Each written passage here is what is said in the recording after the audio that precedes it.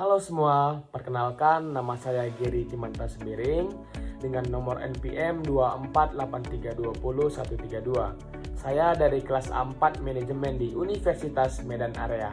Nah, teman-teman, di sini saya akan membahas sedikit materi yang berjudul Teori Distribusi dalam Ekonomi Mikro.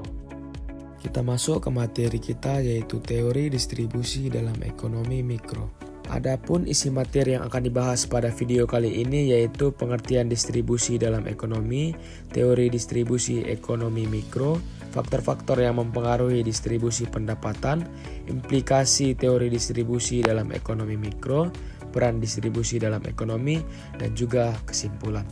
Kira-kira apa itu distribusi? Nah, di dalam teori distribusi dalam ekonomi mikro merujuk pada bagaimana pendapatan dan kekayaan didistribusikan di antara faktor-faktor produksi yang meliputi seperti tenaga kerja, modal, dan sumber daya alam dalam suatu perekonomian.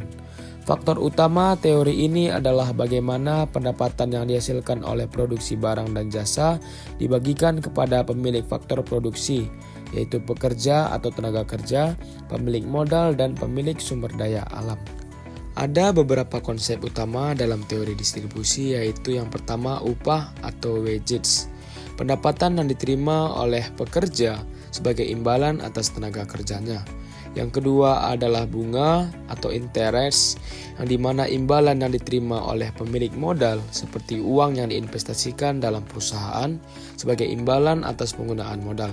Yang ketiga adalah sewa atau rent, pendapatan yang diterima oleh pemilik sumber daya alam atau tanah sebagai imbalan atas penggunaannya.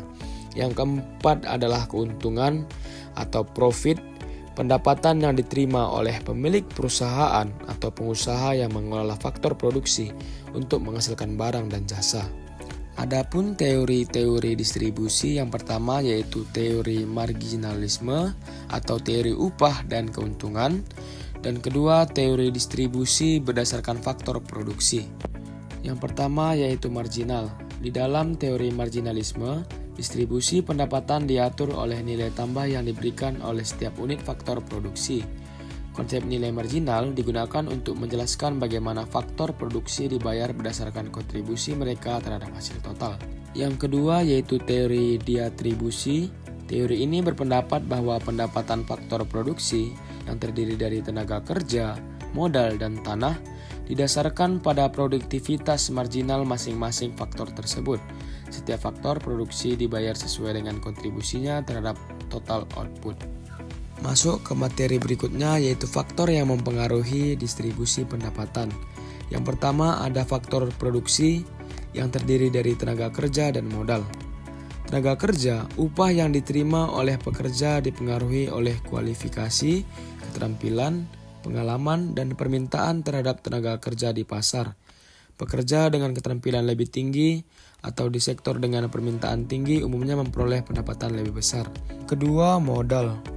Pemilik modal atau investasi seperti pemilik perusahaan atau investor cenderung memperoleh pendapatan dalam bentuk keuntungan atau bunga yang lebih tinggi, terutama di sektor-sektor dengan produktivitas tinggi.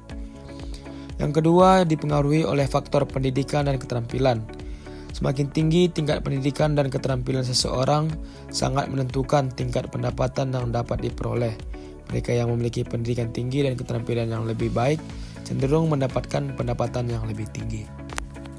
Implikasi teori distribusi dalam ekonomi mikro. Yang pertama, kesejahteraan konsumen dan produsen. Jika pendapatan lebih banyak terkonsentrasi pada kelompok tertentu, maka kelompok yang lebih kaya cenderung mengkonsumsi barang dan jasa yang lebih mahal.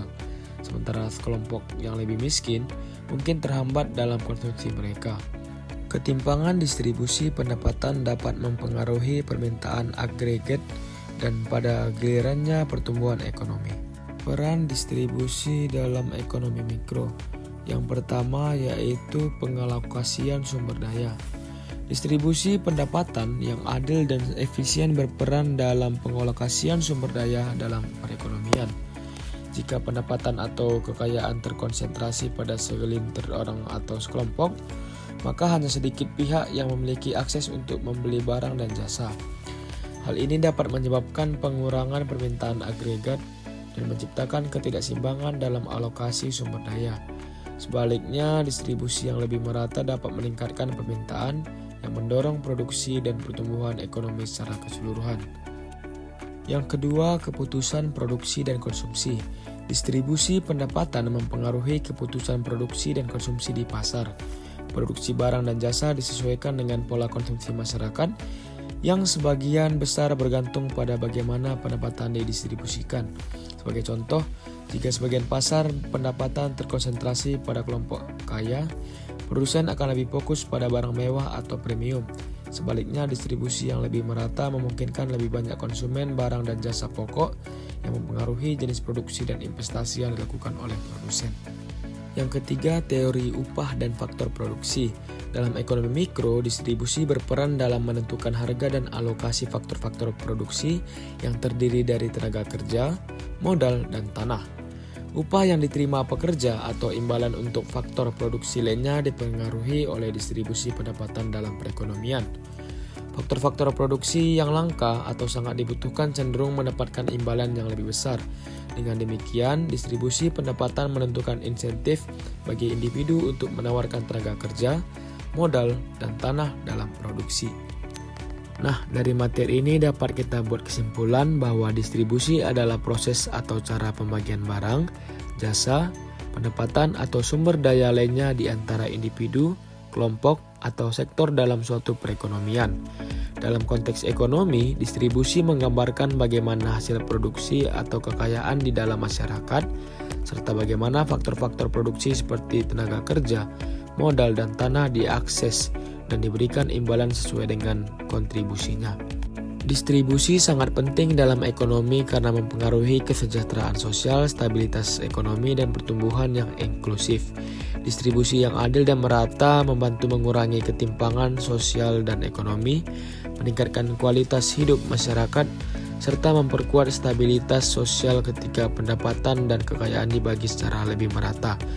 Lebih banyak individu memiliki daya beli yang lebih tinggi, yang mendorong permintaan barang dan jasa serta mendukung pertumbuhan ekonomi.